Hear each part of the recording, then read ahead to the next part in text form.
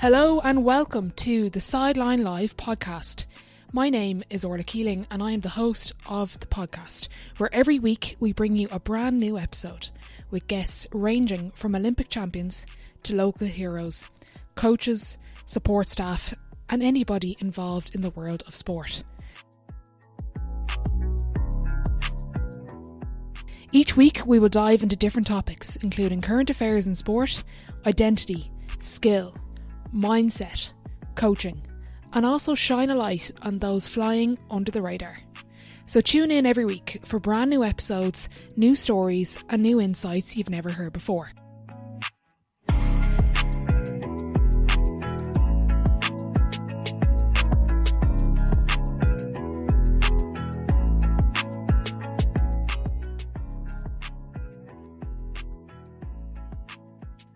Okay, delighted to be joined by Olympian Gráinne Walsh. Gráinne, has that got old yet? I don't think that's ever going to get old, to be honest. Like, you dream of it for so long, not the title, but like just to complete that part that you've dreamed of for so long. So, I'm delighted to be introduced as an Olympian, and hopefully I'll never get sick of that. I don't think I will. Because I was listening back to and preparing for, going through a few things, and an interview with Off the Ball came up from about a year ago when you qualified. I think it was 11 months or something, and just the relief you had. And one thing that struck me was you were talking about how grateful you were, but not only for obviously the position that you were in at the time you just qualified, but for all the setbacks. And that's not something we hear a lot from athletes. Just give us an insight into the setbacks that you've had, but not only that, accepting and being grateful for something that's probably shaped you as an athlete. Yeah, like any good story is never just plain sailing all the way to the top. Like, it would be fairly boring if you were just reading stories that had a happy ending every time. Like, I'm blessed in so many ways, but the fact that I actually made it to the Olympics after all the setbacks, when like the odds were really stacked against me, just because of like the amount of injuries I had, non-selection, like I didn't help myself in a lot of situations, like I was saying before we started recording about taking things for granted and stuff. But like when you do get those setbacks and stuff, you actually realise how privileged we are to be in this environment every day, to have the things that we have and to do what I love doing. Not everyone can say that they're living the dream that they had when they were a kid. So I have a lot to be grateful for. But about the setbacks, like, you never ever think that the setbacks are a good thing at the time. You think, oh my God, why me? I'm so unlucky. I was born on Friday the 13th, so I put it down to that for a lot. But then I was like, right, okay, I can't be too superstitious. But looking back now, all of them had to happen exactly as they did for me to get to where I was and to teach me all the lessons. Like, I was never ready when I thought I was ready, and then I was ready when the time was right. So yeah, I look back on it with nothing but great memories now. I was in tears a lot of the time, but like I said, all of that had to happen to get me over the line in the end. So you mentioned the word dream, and I discussed this with a couple of athletes, Jason Smith being one of them. It's not out yet, but what is the dream? Like, what is it? When we talk about that word, I'd love to hear what you think of it. I mean, without sounding too stereotypical, but like, the dream for me is to fulfill my potential. Like, getting to a goal is brilliant, and like getting to Paris was amazing for me to achieve that dream, or that section of the bigger dream, I suppose. But like, I'm still unfulfilled with, like, I've not reached my true potential yet. So like, that's what drives me every day. And like, yeah, medals are great and all that, but like, I just want to bring the best out of myself and be in an environment that brings the best out of me, and be a positive light for other people, and not be dragging anyone down. Like, I don't know, I just feel like an environment, and a positive environment, just breeds success. And like, I feel like when you're happy doing what you're doing every single day, not just when you're at the Olympics, like, I don't know, you've probably heard me talk about this a million times, but I always say about the journey. Like, the journey is such a massive part, and that last bit is just the little cherry on top of the whole journey. So if you're miserable for all of those times, like those 10 or 12 years to get to that last bit, it's not worth it. Like, cause you have to be enjoying what you're doing. And for me, I'm so lucky that I do enjoy it, and I'm injury free at the minute, thank God. And yeah, I don't know, it's just, that's a really hard question to answer of what the actual dream is. But I think fulfilling my potential, and like leaving the sport knowing I gave it everything with no regrets. I don't want to be finished and then be like, I wish I did this, or I didn't go on that holiday, or gave it that extra bit when I could, because Father Time waits for nobody. Like, when you're done, you're done. So I don't know. That's the way I try to look at it now through my 29-year-old eyes. So, yeah, hopefully I have another few years left in me. Yeah. Yeah, I'm not retiring you just yet. Yeah, and that's what I asked Jason. And that's probably my definition of the dream, is fulfilling your potential. And I love what you said there, because, geez, my potential is not the Olympics in any particular sport. But if my potential was to medal at the Olympics and I had just made the Olympics, that feeling of not regret but just unfulfillment would be there. So I love the way, as an athlete, that's your definition. Because what I actually had written down, as you said it, was fulfilling my dream as a kid, doing what I love every day and getting to this thing at the Olympics. But like, that's not the dream. It's just for you, it's the potential piece. Like, that's really interesting. Yeah, I think it is just that potential piece, because like, things happen in sport, and like, the dream ending doesn't always happen, of the gold medal at the Olympics or whatever it might be. But like, if you feel like you gave it everything and you did everything in your power and you performed to the best, because like, look, boxing has so much politics and bad decisions and everything, and like I said, you mightn't always get that little chunk of gold at the end, but like, I don't feel like, coming away from the Olympics, I don't feel like I performed to the best of my ability and fulfilled my potential on the biggest stage of all. And whether that be a medal or not, I only had one fight to show it, and I didn't show it, and that's something that drives me to want to continue. And like, they're the little things that like, I don't want to regret. Now, in fairness, you do learn, so like, I can't regret the whole thing.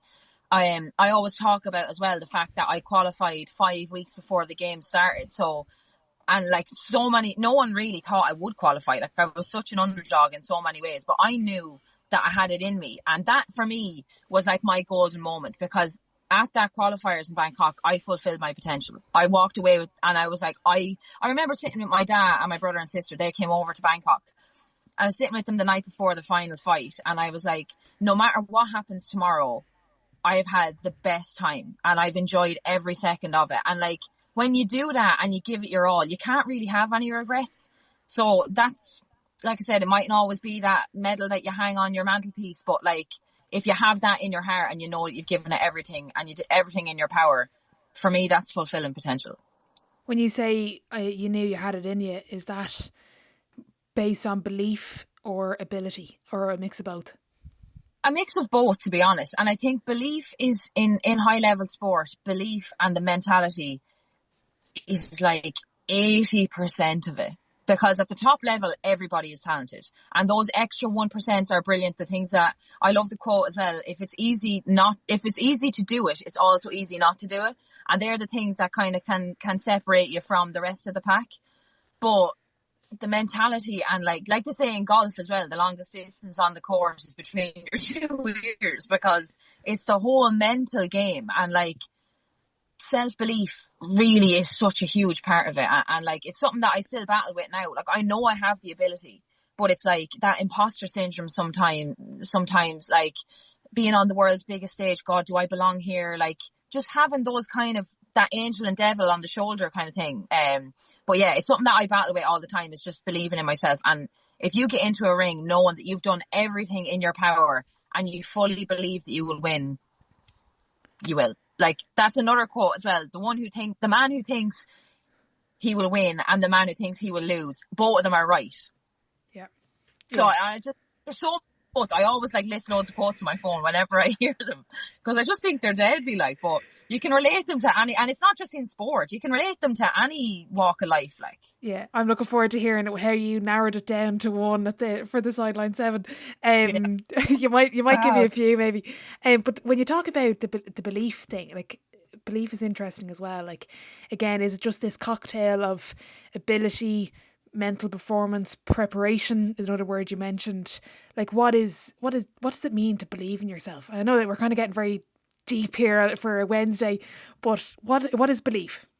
I mean, if anyone out there has the answer of how to conquer this, hit me up, because like, it's still a work in progress every day, I feel. But yeah, you obviously get your belief from preparation. Is like the first, like, I don't know, I just feel like for my style, even, like, I need to be super fit going into a contest, because like, I rely so much on my fitness, whereas other people can get away with being a bit more elusive, whereas like, I love a fight, like a dog fight. I love it. So definitely my preparation is a huge thing. But then like also the little sacrifices about doing those extra bits in the gym. I find a huge thing for me is coming off social media, coming up to competitions. I don't know if you've heard that before, but was something that I learned through dealing with all my hand injuries. It was like I was just seeing everything I was missing out on, and I just found the easiest way to avoid that and getting upset by things that were out of my control. Just like kind of shut yourself off from it.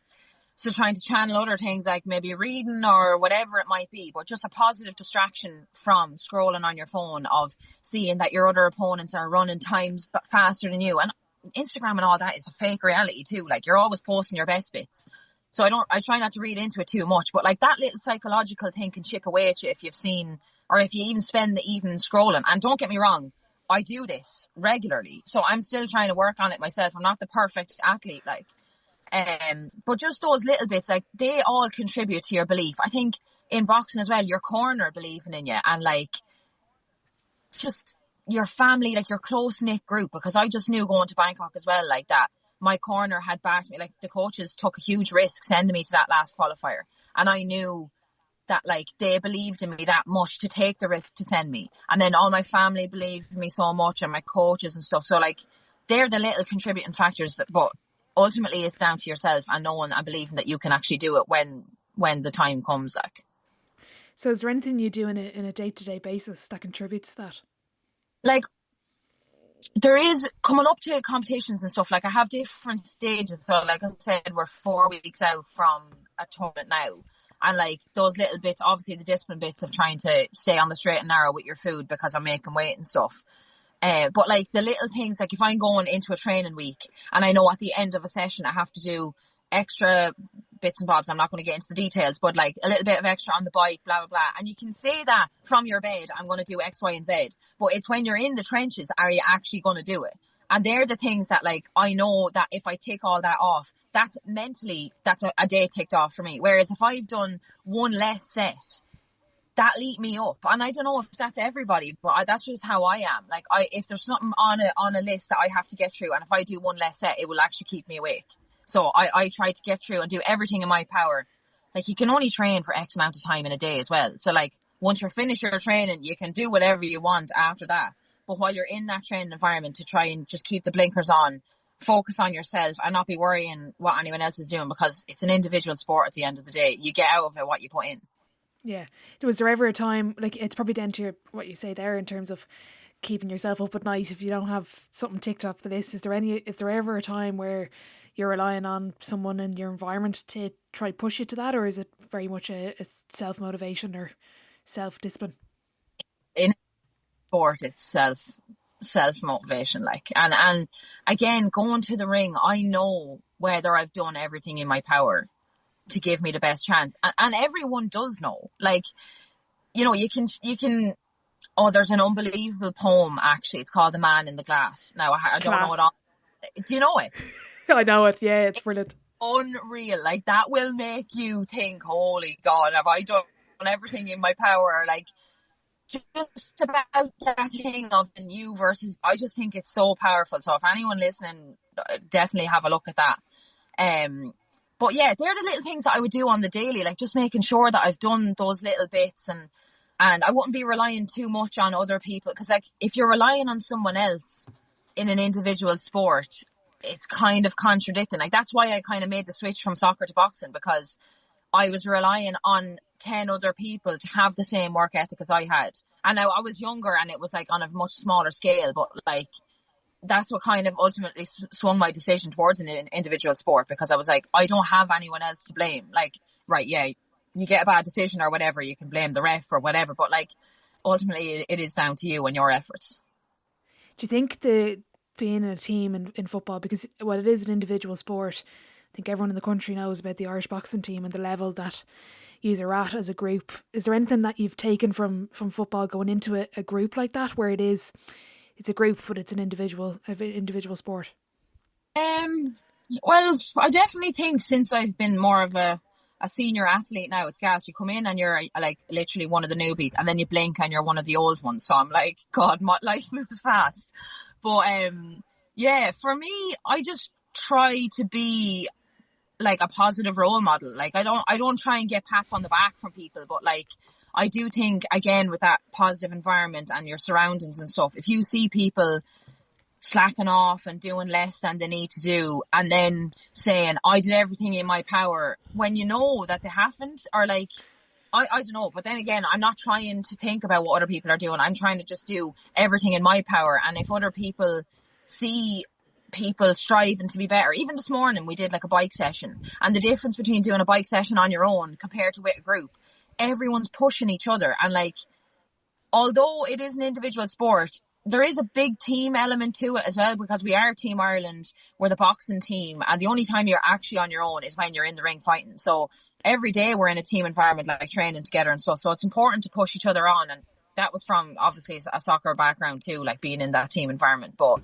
yeah, there's definitely pros and cons to both, but like I love the environment we're in here. Like, we're very lucky. What's Zor like as a coach? And I'm dying to get him on. I hopefully in the next couple of weeks or months I'll be out in Blanche interviewing him in person.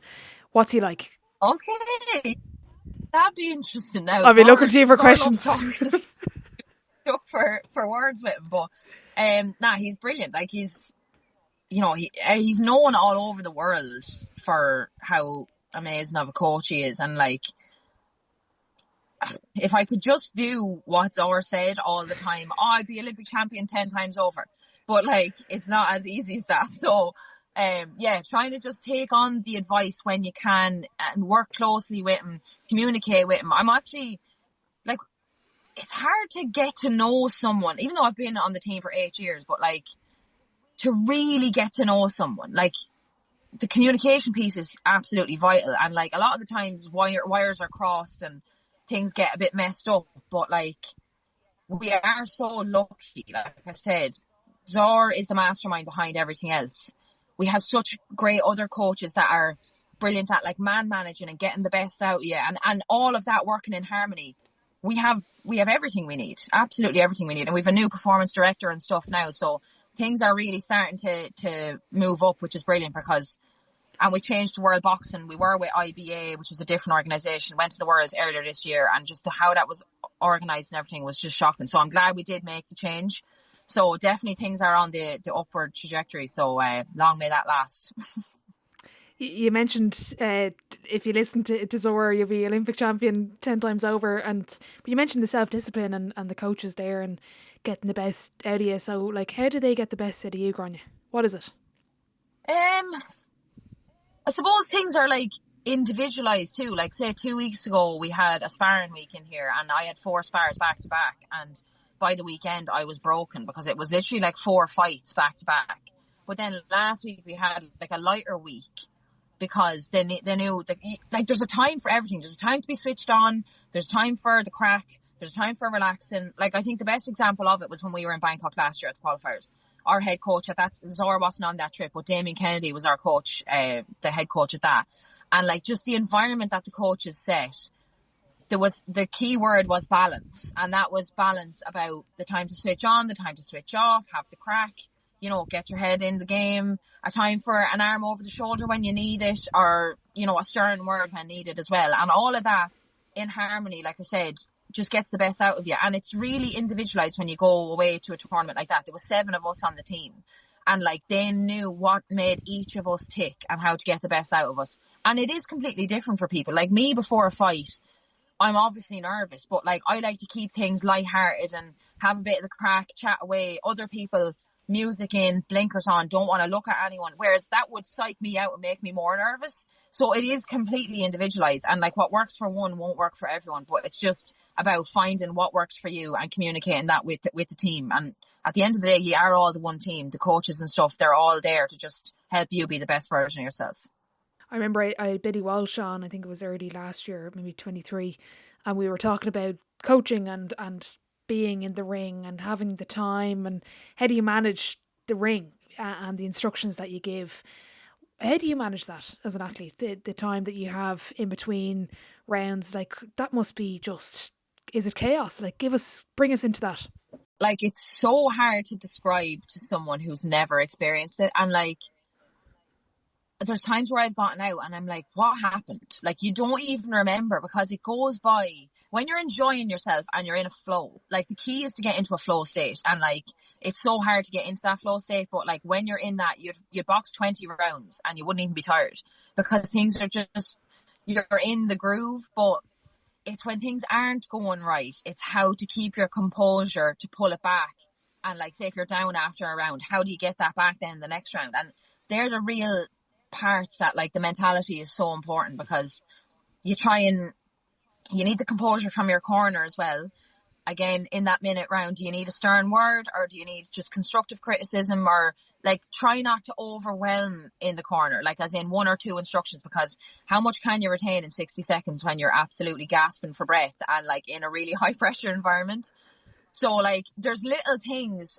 I know for me, I always need to keep my head off the centre line. I always need to be moving my head, because if I'm not moving my head, my brain is off. Whereas other people, it could be like, you know, footwork, or like fainting and like twitching and all that sort of stuff. But like, for me, it's just keeping my head offline. Then I can see different things and get into that flow state. So again, it's completely different for everybody, but the coaches know what best way to bring you back to that. But like, in the same breath, in Paris, I had none of that composure. I was completely overwhelmed by the whole situation. And then you get out and you're like, oh my God, it's one and done. 9 minutes, I'm done. So like, it is very much a double-ended sword in that way. But yeah, trying to just find that flow and be as in the moment and present as possible, because like, it's literally gone in the blink of an eye. I know 9 minutes is a short time anyway, but like, it feels like 9 seconds when you get out and you're like, oh my God, what just happened? Like, sorry, that's a really long way of explaining it. No, really hard to explain it. Not at all. Yeah, no, not at all. And I remember I said it to Jason, and I was fortunate I got over to Keddy's final, and I was buzzing, and I remember I had booked the ticket the day before the Olympics started, and I was banking on her making it, and I think I was the happiest person in Ireland when she made the final, because I had booked flights, and I was like, the whole thing was basically, if Kelly didn't make the final, I was snookered. But I remember after it was mad, like, and I remember I was there really early. I was waiting. There was loads of fights beforehand. And then at the end of it, I was like, that's it.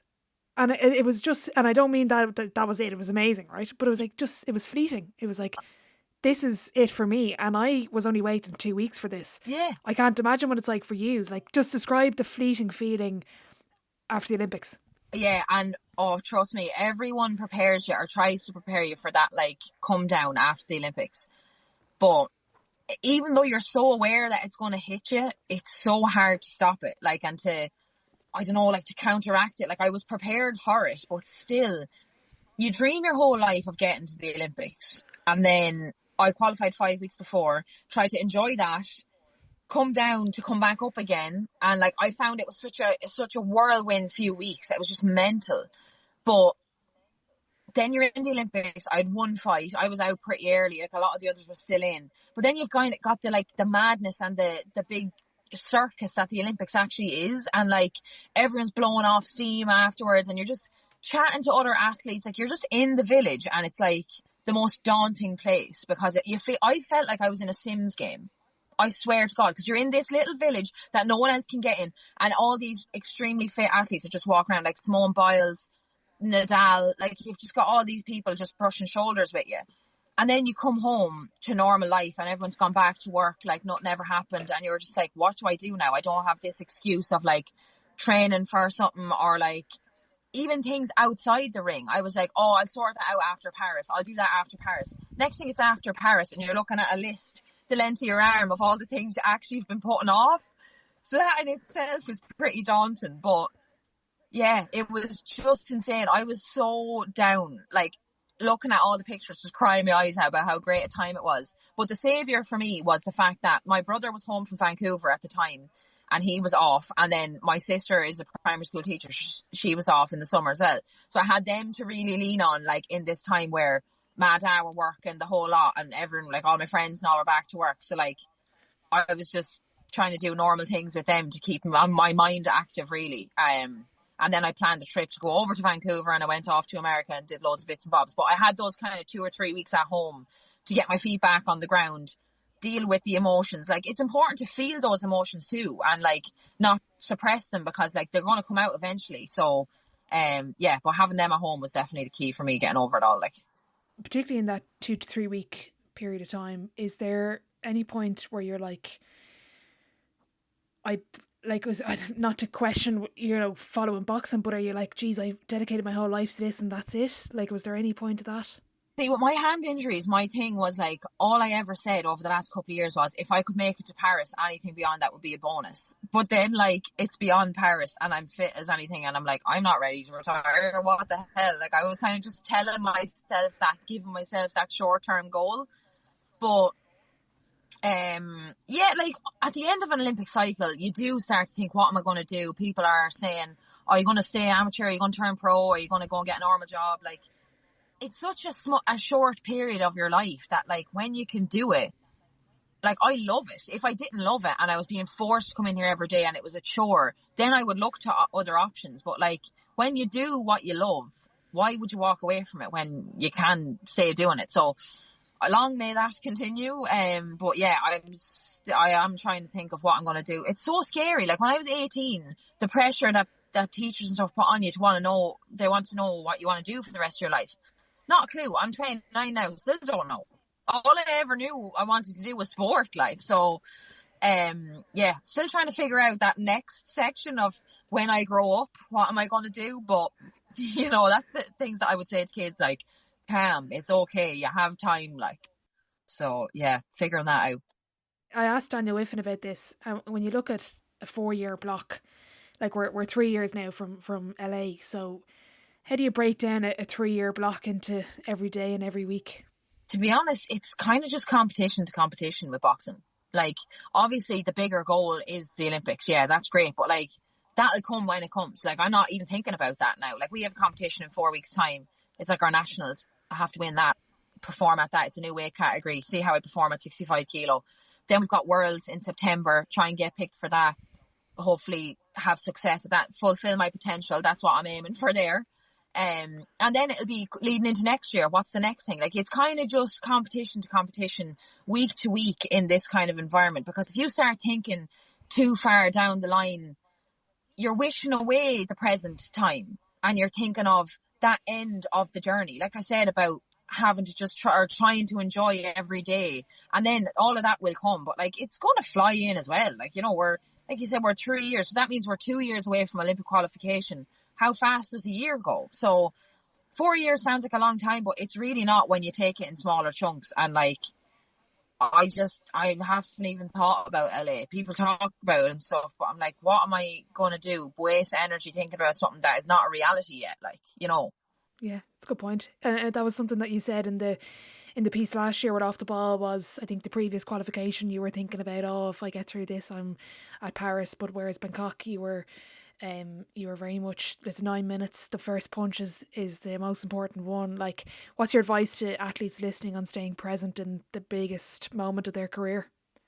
And it is so hard to do it. It really is so hard to do it. Like, I've not figured it out either, but I just have been on both sides, where on one side I was looking at the end result before I had actually done it, and then the second time, obviously lucky I got the chance to rectify it in Bangkok and being fully present. And that's why, like I said to my dad, my brother and sister, like, no matter what happens, I've been fully present. I shut myself off from the outside world. There was so much media stuff going on with my name being thrown around at that time, and like, if I had let that in, it would have ate me up, and my focus would have been a million miles from where it needed to be.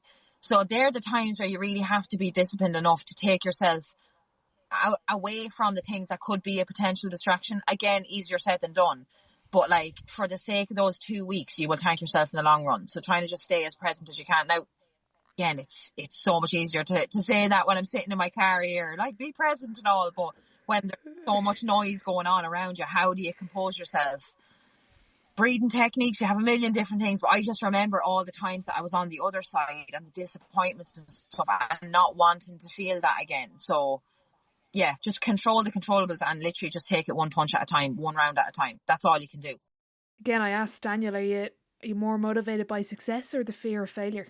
Do you know what? Like, I even felt in Serbia, like, my fear of losing overrode the kind of will to win, if that makes sense. And like, that's a really good point you make there, because I'd say a lot of athletes do struggle with that. And like, that's definitely been something that I've struggled with throughout my career, even when I played soccer, like not wanting to make mistakes and all. Like, mistakes happen, like in life, in sport, in everything, but you have to try and like take the risk and like fully commit to it. I think when you're half in and you're half out, I'm the most indecisive person ever. So if I'm half in and half out, I'm gone. I'm no good to anybody. I have to be full duck or no dinner. Like, that's just the way I am as a person in general. But yeah, that fear of failure can actually inhibit your entire, like all of your potential can be completely suppressed because of that fear of failure. So trying to just take the risk, trust the process, back yourself because of the preparation that you've done, and all of that, they're all the little pieces that fit together to make that final jigsaw. Like, so, yeah, still trying to do that on the daily, but I don't think that's something that you'll ever have fully ticked off and you'll be able to nail it every time. If that was the case, sport would be a lot easier than it is. It's very much a game of snakes and ladders, like. Yeah, and it's funny, even maybe it's the way I phrase the question as well, fear of failure. It can be negative, but it can be the most motivating driver of any athlete if you harness it correctly. Yeah, definitely. Like, it's important to have that kind of, like, even when we're sparring in here, like, sparring is, you know, there's no real winner or loser. It's just like your own performance and your practice and what you're going to do in a fight. But like, I'm still like breaking myself for spars because I want to show the best of myself and like show the coaches that I'm making progress and all those little things. So like, they're things as well. I think that's also a little mental thing of fear of failure and fear of not showing the best of yourself, especially when you know that you have the talent. Like, that's the thing for me, that like I get so frustrated with myself when I don't show what I know I'd be able to show. And then I get out and I'm like, oh, why didn't I do this? Why didn't I do this? Why didn't I do this? So it's kind of just a daily thing that I'm working on. Was that the conversation after the fight in Paris? After the fight in Paris, like what's your initial conversation? What's the, you know, without, you don't have to go into it if you don't want to. Like, I understand it's a difficult thing, but was a lot of, I don't know, was there a lot of contributing factors? Like, I do believe, I don't like pointing the fingers at anyone at all, because I know what I've signed up for. Like, I'm in an individual sport. I'm at fault for what happens in the ring. But like, you need a bit of help sometimes in terms of like, if a referee is penalising you for something and not penalising the other person for doing the same thing, it can just ruin a fight. And I got so frustrated by that, and I let my emotions out. And when you fight off emotion, you're done. Like, there's no way, it's so hard to pull yourself out of that. But yeah, ultimately I just didn't adapt quickly enough. And like, you have 9 minutes to do so, and I didn't adapt quickly enough. So that's what it ultimately came down to. But yeah, like I said, I've tried to work on that since, and like I've been speaking to our psychologist inside here and doing little things myself to try and make sure that stuff like that doesn't happen again. But like, that, things just come in waves, and it might happen, it might not, but it's just, I'll be better equipped to know how to deal with it when things happen like that again.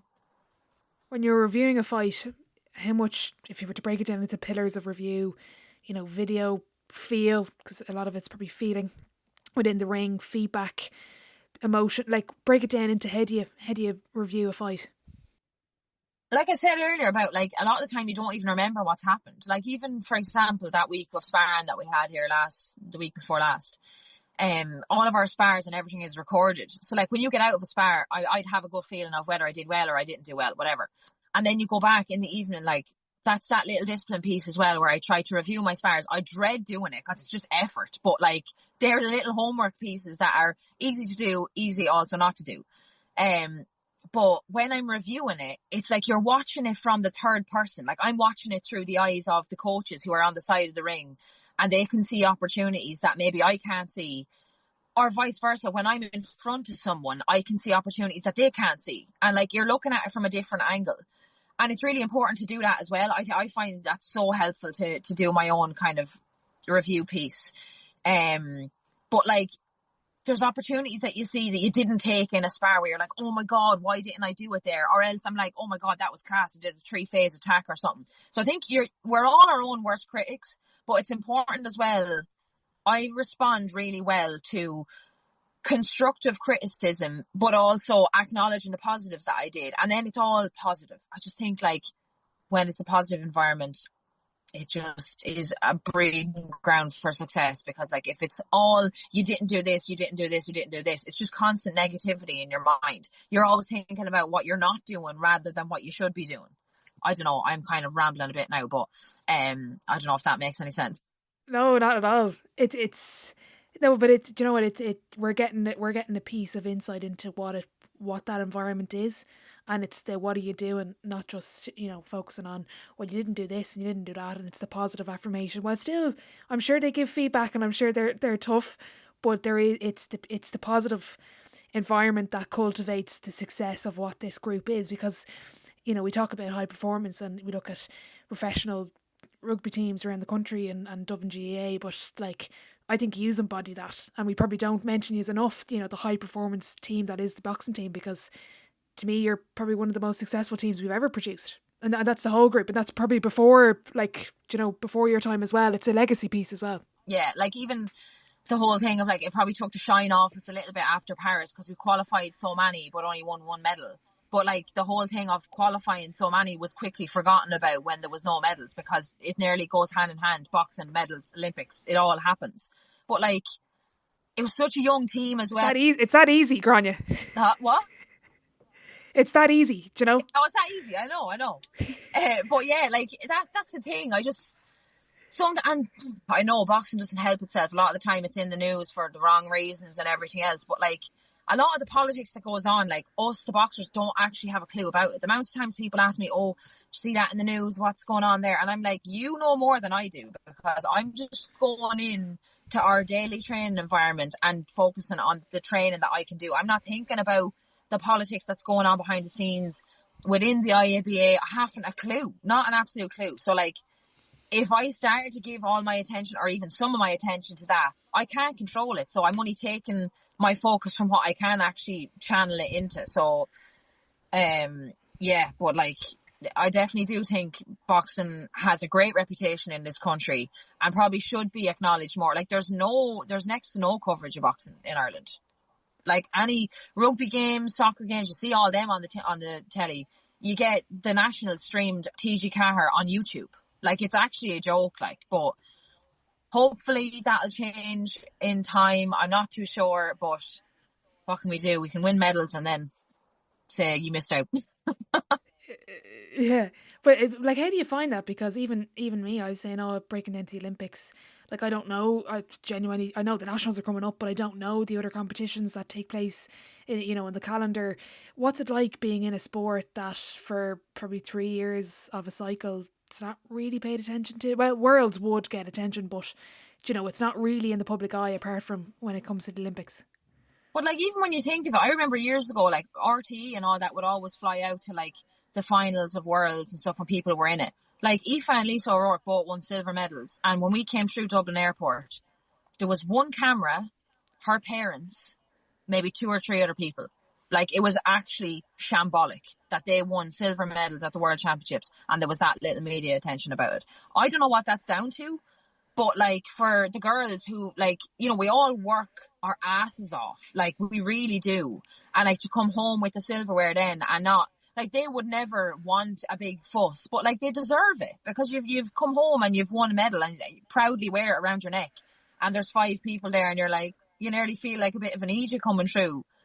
I don't know, it is such a shame, like, and it's great when you get to the Olympics and all that, but that's once every 4 years.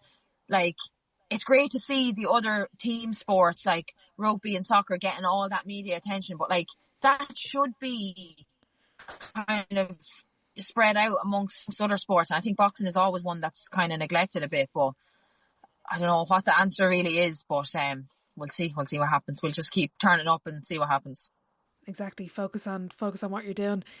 What makes a smart boxer? Like, what are the subtle skills, whether it's physically, mentally? What is it? What makes a smart boxer? It's a tough question too. What makes a smart boxer? Like, every boxer is so different. So like, what's smart for me would not be smart for someone else. And like for me, I love being within punching range, which is not smart in general, but that's why my has to be offline. Whereas for someone else, they are a million miles away, but they're like say Kelly, for example. She's not in punching range, but she's got so many subtle movements that's drawn her opponent on. And like, I was sparring Kelly 2 weeks ago, and it's a chess match, like absolute chess match, because we don't let each other away with anything. And that's when you get the best out of a sparring partner. It's like when you're fearing what comes back. Like, you know, you're not going to be let away with mistakes. If you make a mistake, you're punished for it. So yeah, but what a smart boxer as well, like, is being able to adapt when you go in, like that fight in Paris, for example. I went in with an idea. We did our research on the girl, and she didn't do what I had anticipated, and I just couldn't adapt. So that's not a smart boxer. Like, do you know what I mean? So I've been the smart, and I've also been the not smart one. So, yeah, it's just trying to adapt and keep your composure. That is the most important thing, because you'll have plan A, plan B, plan C. If none of them work, plan Z, you have to be able to go to it and be able to adapt in high pressure and in a really short space of time. It's not like a soccer game. You don't have 90 minutes to work it out with a couple of different suggestions and feedback from the sidelines. You have to do it instantly, like literally instantly. So I don't know, it's hard to pinpoint what's a smart boxer, because it is different for everyone, but trying to keep that composure is definitely key. Yeah, I had Gavin Noble on, the chef de mission for Team Ireland, and he was really interested and gave me some good nuggets. Like, and he spoke about, I asked him, what did you learn from like being around, you mentioned a couple of the big names in the village, and he mentioned Kelly, and he said just the pace that Kelly walked around, just reserving and saving her energy, like she was nearly walking backwards, she was going so slow. Like, what, you're someone that's around her all the time, what allows her to be as good as she is? I think Kelly just learns throughout the years what works for her. And like I said again, about what works for her would never work for me. Like, I couldn't, like, Kelly enjoys saving her energy, like staying in the room, out of the sun, like all of that is obviously important when you're trying to perform and stuff. But like, I would drive myself insane if I sat in a room staring at the four walls. Like, I kind of need, like, it's like me before a fight. I need chatting and kind of lightheartedness, and then switch on as soon as I start warming up. But like, in that hour before that, I like it to be as normal as possible, because that's the way I am in the gym every day, and that's when I perform. So I try to keep it as similar as I can to when I'm in the gym.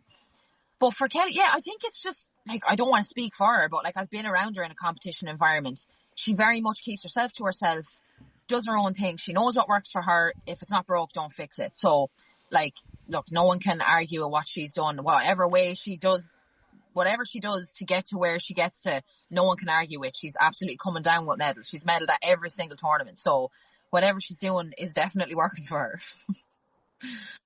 But as you say, she's found what works for her, and through experience and things. What did you mentioned the plan piece around the fight, but you also mentioned for Paris or any major competition, the cauldron that is outside the event, and, you know, what comes with it all. Like, what did you learn from, like, let's say, away from the ring about managing expectations in a huge event like the Olympics? What would you take to the Worlds or to LA and stuff, you know?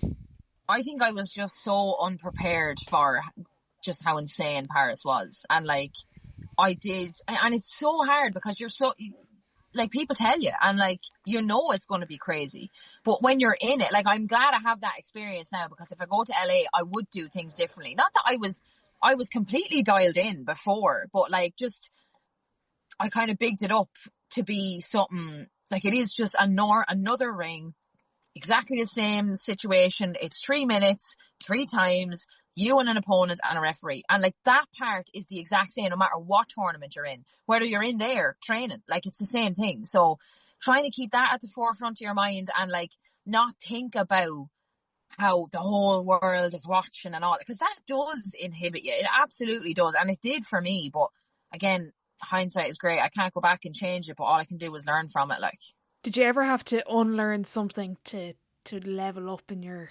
career? Like what? Is there anything you had to, like, is there anything you had to get rid of? Any bad habits? Anything? Well, there's a lot of talk of superstitions and, like, you know, people putting on right sock before left sock and all this crack. Like, you can absolutely paralyze yourself with stuff like that. And I do find I'm quite an OCD person, and that is absolutely ramped up as, like, closer I get to competition, because I'm more jittery and more on edge.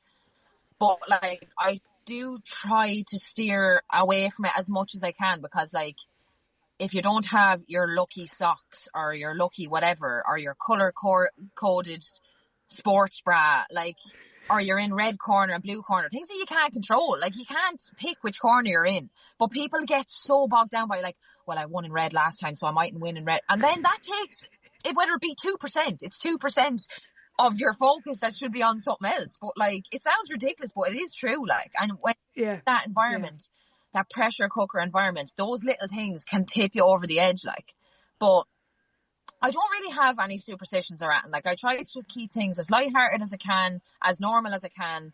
I always like, I do try and stay, like, sign off social media and like read and do different things that'll just be a positive influence on my mind more than anything. And then I would always just say like a simple prayer before I get in, and that is it. Like, I don't go too over the top with it all, but I try to fuel myself properly after I weigh in and leave all the junk and stuff till the competition is fully over to give myself the best chance. But again, that is easier said than done when you've been starving.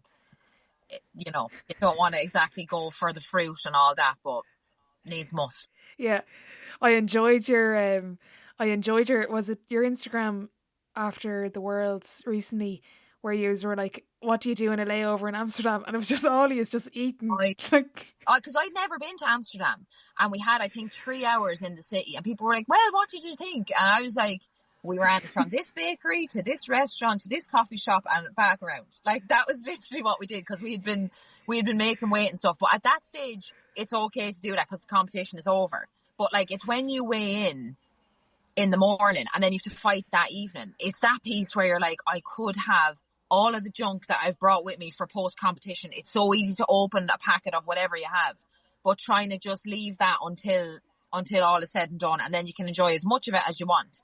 So they're the little bits as well of trying to just be that extra bit disciplined, but not always as said. You mentioned there it was like a 3-punch pattern, like the timing and rhythm that is in boxing. Like, how do you learn that? How do you improve rhythm and timing on it? I think a lot of it is like, a lot of people start boxing at such a young age that it's kind of like instilled in you from early. But like, for me, I started when I was 16. I was quite late starting boxing. But I was so lucky that the coach I had from day dot, like, he's originally from Eastern Europe, like, grew up boxing and is a boxing coach even now. And like, he taught me everything the right way from day dot. So he didn't have to undo any of my bad habits. You know what I mean? So he just trained me. I was a blank canvas. He taught me all the fundamentals spot on. And that's why I was able to kind of take off pretty quickly, considering I was so late starting. But it is hard it's like trying to write with your left hand when you're right-handed. Like, it's hard to undo that when it's instilled in you. So you can always improve and work on different things, but like, everyone tends to go back to their bread and butter, like, when the shit hits the fan, I suppose. So like, try and just stay on the straight and narrow. But like, yeah, like I said, I was so lucky to have Dima as my coach. He taught me all the fundamentals really well, and that's why like I would have like a good technical ability now towards some other people who didn't have that at the start. But yeah, like, we're learning every day. Every single day is a learning environment in there, and like, it would be fairly boring if you just knew it all and just won everything. I know, like, it would be great, but like, you know, the kind of thing is learning every day, and the coaches and stuff are learning every day. So it's like anything, you know, everything takes work. Yeah. What do you love about it? Someone asked me, they were like, I think you love the chase, or it was the hustle of it. What do you love about what you do? I love the lifestyle. Like, I love the lifestyle. Like, don't get me wrong, it can be a double-ended sword as well, because like, when you're making weight and stuff, you're like, I can't wait to have this pizza, and I can't wait to have this burger and this. And then when you're in that and you're like out to there, stuffed, feeling rubbish, you're like, I can't wait to be making weight and like feel fit and strong again and all that. So like, it's trying to just stay in your lane. Like, I just love the daily training environment. And now I very much rely on routine because of the environment I'm in. We know what time we're getting up at. We're weighing in the morning. We've our breakfast at this time. First session, rest, back in for second session. But like I said, that's the dream. That's all I've ever wanted to do, is be a professional athlete, and I get to live that every day. So yeah, I just love the lifestyle of it all, and I love that thing of like setting goals for yourself, achieving goals, even the setbacks, that kind of thing of gritting down, biting on the gum shield to go again and prove people wrong. I love that as well. I love sometimes being the underdog and when people don't expect something from you and then you shock them all. Like that's such a great feeling. Amazing. We're going to move on to Sideline 7 and conscious of time. Question 1, I don't know if you can narrow it down, Gráinne, but what's your favourite quote? These 7 questions are tough, I have to say. Like, it definitely has to do a bit of thinking on them. There's so many quotes. But I think a really influential person in my life, she used to be the life skills coach in the IABA. Her name is Rachel Mulligan. And she gave me a quote that I just live by every day. Comparison is the thief of joy. I don't know if you've heard that in an interview. I say, but like, that is such an important thing. Like, if you are, and that whether that be, I know individual sport, even in team sports, like if you're comparing yourself to the person beside you, like you're all, and that's the whole life of social media. It's a whole world of comparisons. It's who was the best life through a camera lens. That's it. But like, stay in your own lane, do your own thing. Don't be afraid to be different. Like they're all things that I try and live by, but definitely comparison is the thief of joy. Because if you are living to please other people, you'll never ever be satisfied, I think. Yeah. I opened up The Man in the Glass on my phone here beside me, and my favourite 4 lines, it's the second verse or stanza. My English now wouldn't be great at that. And the final one where it's like, and you've passed your most difficult, dangerous test. If the man in the glass is your friend, then there's 2 more lines and it says, but your final reward will be heartache and tears if you've cheated the man in the glass. Oh, shivers down the spine every time. Every time. Like, that gives me goosebumps. I know I'm being really dramatic, but like, I couldn't recommend people enough to read that poem. And the person who I actually heard it from was Eddie Hearn, the promoter, the boxing promoter in the UK. He was reading it after. I watch all those. I'm actually like, my sister slags me all the time because like I don't really watch Netflix. I watch like boxing interviews and stuff on YouTube. But he read out that poem one day and I was like, oh my God. And I wouldn't be into poetry of any sort, but that hit me in the feels big time. Question 2, best sporting event you've been to. Pick one as a fan and one as a competitor. I mean, right, okay. So as a competitor, obviously the Olympics is unbelievable. But I think as a competitor, as a whole, the whole experience in Bangkok at the second World Qualifier, nothing will top that. Like even Paris doesn't top that experience. So that would be my best as a competitor. As a spectator, I actually don't know. That's really tough. I don't know. I'll have to think about that and maybe come back to it. Yeah, no bother. Question 3, biggest setback or challenge so far in your career and how did you react to it? So apart from the 5 hand injuries that I had, I don't want to get into all of that. But yeah, all of them, like coming back from all of that and actually qualifying was definitely like the biggest thing. Well, to be honest, it was coming back from all the hand injuries. That was out of my control. Couldn't do anything about it. Then when I won the nationals and didn't get picked for the first qualifier, that was seriously tough because I had come through all the hand injuries. I was fit, won the nationals and then didn't get selected. That really, really cut deep. But how did I come back from that? I could have reacted in a million different ways.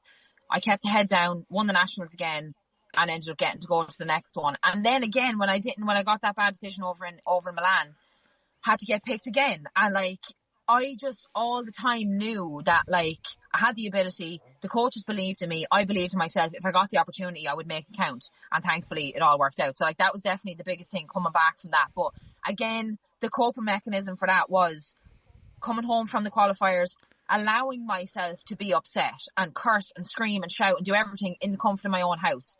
Don't do it on social media. No one really gives a shit. So that's how I dealt with that. And then when it actually comes to D-Day, being able to perform when the time mattered. So that was how I got through that. Love it. Biggest achievement to date in or outside of sport?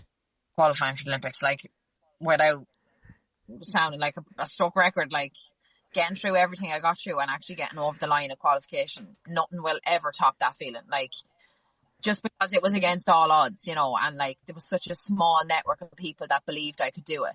And yeah, just being able to qualify was just unreal. What was your favourite moment from the games? Doesn't have to be necessarily your moment, or was there just anything that, when I say Paris 2024, what's the first thing that comes to mind? first memory? There's two. One was going to the bakery every morning after competition. There was a bakery on in the village. I mean, with the girls, muffins. The muffins, yeah, they were in the village in the dining hall. They were lovely, but they just went totally viral. Like, I'm not even on TikTok, but your man went absolutely nuts on TikTok. But the bakery, there was an actual bakery every morning where you could just go up and get whatever you wanted, fresh baguettes, pan of chocolate, everything you want. There was a coffee station. So me and the girls used to go there in the morning. That's definitely one that I look back on and be like, oh, that was some crack. And then the second one was after everyone was finished competition. We had a 5-a-side against the Cuban team in soccer. And I heard about this. Crack was unreal. Like, 5 of them, 5 Olympic gold medals. Like, unbelievable. Not a word of English between any of them. And we had a kick round for about 4 or 5 minutes. Savage crack. That was one of those things where I was just like, this is insane. Like, being in the Olympics just every day is just, you never know what's going to happen. Like, very good. Looking back, what advice would you give your 18-year-old self? Only 2 years into boxing at this point. Yeah, I was at a kind of crossroads there of which route I was going to go down, would be soccer or boxing. But like, and you had a good soccer career. Like, you were playing for Ireland and with Shamrock Rovers, so yeah, and like, I kind of had the dream of going to the UK and playing professional. That was kind of the dream for me when I was young. But I was glad, like, looking back, I'm glad that I stuck to, like, I picked one, like I said about the whole indecision. As soon as I made a decision, I went with it and I was happy with the decision I made. But I just love the whole thing. Advice I would give to any 18-year-old is, like, don't be afraid to be different. Like, when I was younger, I was still going out and stuff with my mates, or when I didn't go, like, I never drank when I was young or going out with any of the girls around. And they just, my friend group were so good. They just understood I had my reasons for doing what I was doing. They had their reasons, whatever. But, like, not being afraid to stand up for yourself or, like, speak out when you don't want to just go with the grain. Like, I just see so many people following like sheep, and it's so important to be authentically yourself and not just be the same as everyone else, because life would be pretty boring if everyone was the same. Yeah, dead right. Question 6, dream dinner guest and why? This fried my brain. I really don't know. Like, I have to go obviously down the sport, and I know this is going to wreck my head because you don't have to. It could be anyone. Like, as soon as this is over, I'm going to be like, this is so obvious. Like, why didn't I say this person? But, like, I just love people who, like, are just complete professionals and, like, who have had tough times and find a way to come back. Like, I just love Simone Biles' story. It's just unreal because of, like, how much pressure is on her, and, like, she's just able to deliver. And, like, when she didn't deliver in Tokyo, how she came back in Paris. Same as Djokovic. Like, how consistent these athletes are. Like, so, like, they're people that I would love to have conversations with, but there's no one that I'm like, oh my God, I would fan zone or fangirl so hard over this person or whatever. Like, Usyk as well. He's, like, a professional boxer. Unbelievable athlete. Like, I really can't narrow it down to one, and I know I'm going to be kicking myself because I'm going to be like, I should have said this person or that person. But yeah, I can't think. Fair. Have you ever heard of Alex Smith? He's a NFL quarterback. He's now retired. No. I'll send you a link after to, he did like an ESPN 30 for 30 and it details his injury. Gráinne, it's something else. You'll love it. I'll send you the link after. If I don't, just send me a text. It's one of the best stories I've ever heard in sport. The final question before I let you go. If your life was a book, and someday it might be, what chapter would this be called? This is another one that fried my brain. Like, I don't really know, because, like, I feel like the best is yet to come from me. Like, I really do feel that. And, like, I don't know how to condense that into, like, a chapter title, but at the same time, I'm like, the power of, like, never giving up and, like, believing in yourself. I know I have on my Instagram bio, never give up on something you believe in. And I just believed all along that the Olympics was for me. And, like, it's gas because I do these school visits all the time with Dare to Believe.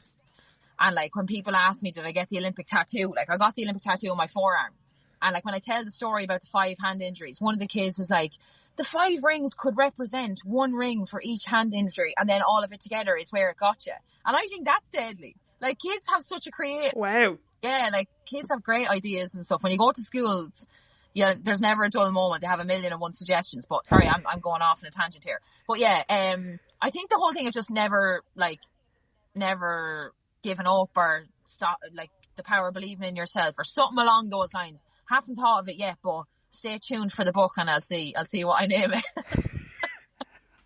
Love it. Gráinne, thanks a million. Best of luck with everything and thanks again for your time. Thanks so much. See you later.